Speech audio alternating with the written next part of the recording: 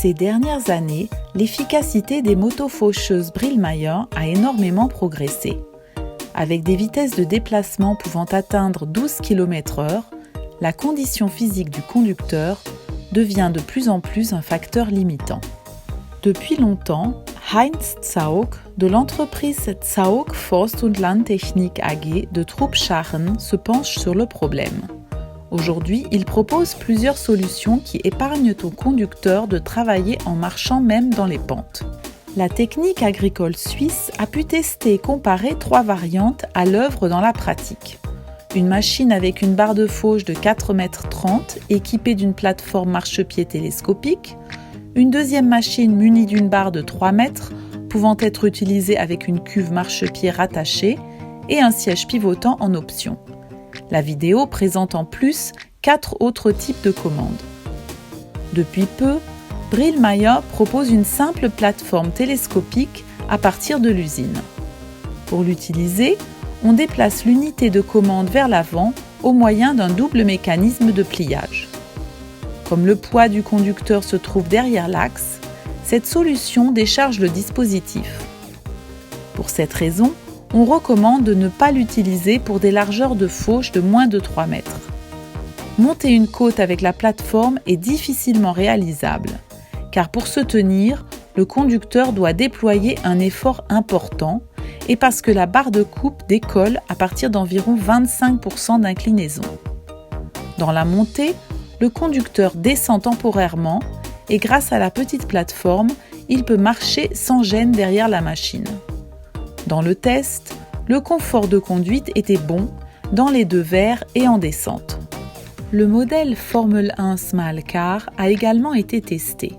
Il s'agit d'un véhicule à 2 roues développé par Heinz Zaug, équipé en standard d'une cuve marchepied robuste en tôle lamée. Une plaque d'adaptation permet de relier facilement le véhicule à la moto faucheuse. La version avec pneumatique est la moins chère avec un prix de 900 francs. Grâce à une construction large avec un centre de gravité bas, le véhicule est spécialement adapté pour une utilisation en pente raide. Pour les pentes de 60 à 70%, au lieu des pneumatiques, Zaug recommande d'utiliser plutôt des mini-cylindres à pointe. Le supplément de prix de 2600 francs augmente nettement le prix du véhicule. La cuve offre plusieurs positions, permettant de se tenir de pied ferme et que le conducteur peut utiliser selon la déclivité de la pente. Dans la version présentée avec des cylindres à pointe, le conducteur est soumis à de plus fortes secousses que sur la plateforme marchepied montée sur la faucheuse. Sur demande, une suspension individuelle des roues peut être réalisée. Si à la longue, la position debout est trop fatigante, un siège pivotant est disponible en option pour la Formel 1 Small Car. Il est monté sur un parallélogramme muni d'un ressort et d'amortisseurs. Pendant le test, le confort de conduite s'est révélé être bon. Cependant, quand on tourne, en plus du siège pivotant, il faut aussi ajuster l'angle de l'unité de commande. Pour augmenter encore le confort, on pourrait réaliser un ajustage électrique du volant, utilisable par pression d'un bouton. Pour la montée, cette variante est nettement plus confortable que la plateforme marchepied. Dans les conditions optimales du test, des pentes atteignant jusqu'à environ 50% ont pu être surmontées par un conducteur assis. Sur les terrains plus pentus, un conducteur peut descendre et commander la faucheuse depuis le sol. Le modèle Mitfahrgelegenheit de Zaug n'a pas été testé dans cet essai.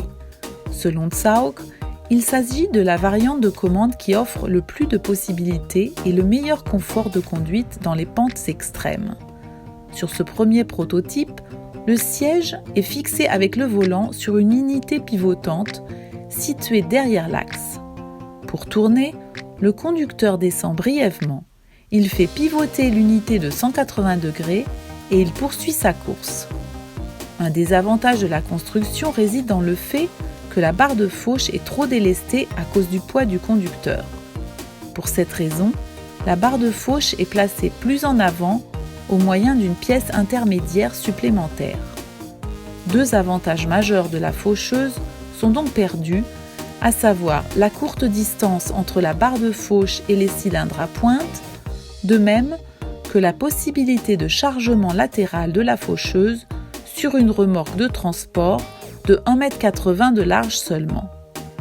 Sur la deuxième version, ces inconvénients sont éliminés. En effet, le conducteur est assis au-dessus du cylindre à pointe supérieure. Techniquement, cela est plus compliqué. Pour cette raison, Tsaog a décidé de ne plus faire pivoter l'unité de commande, mais de travailler avec deux sièges conducteurs. Un léger cadre supplémentaire a été développé pour fixer les composants. Pour influencer la répartition du poids au moyen de fiches de raccordement, on peut fixer les deux sièges conducteurs chacun sur 4 positions. Pour tourner, on peut continuer à commander la machine en position standard à partir du sol. À partir des deux sièges, le conducteur a une vue excellente sur l'engin.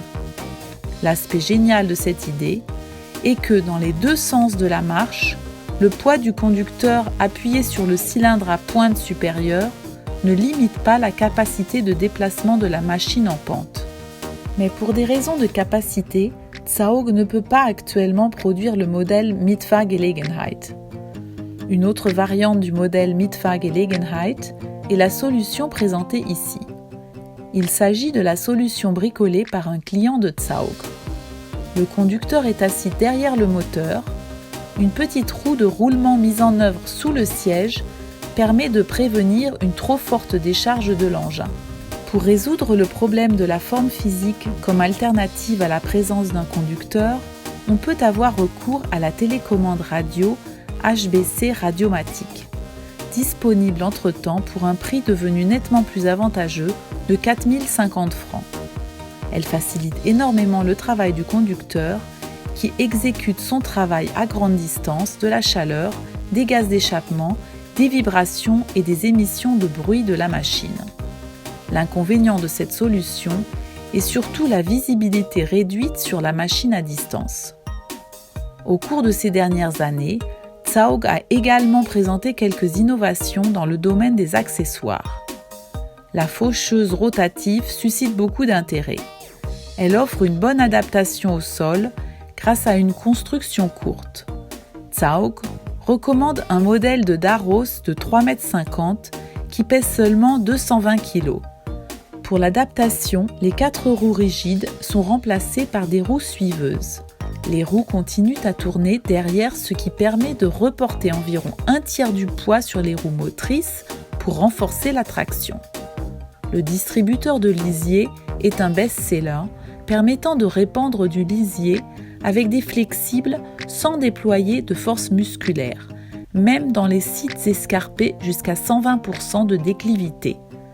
Pour répandre le lisier avec les flexibles, on utilise un dispositif pivotant de distribution à entraînement électrique monté sur un châssis léger.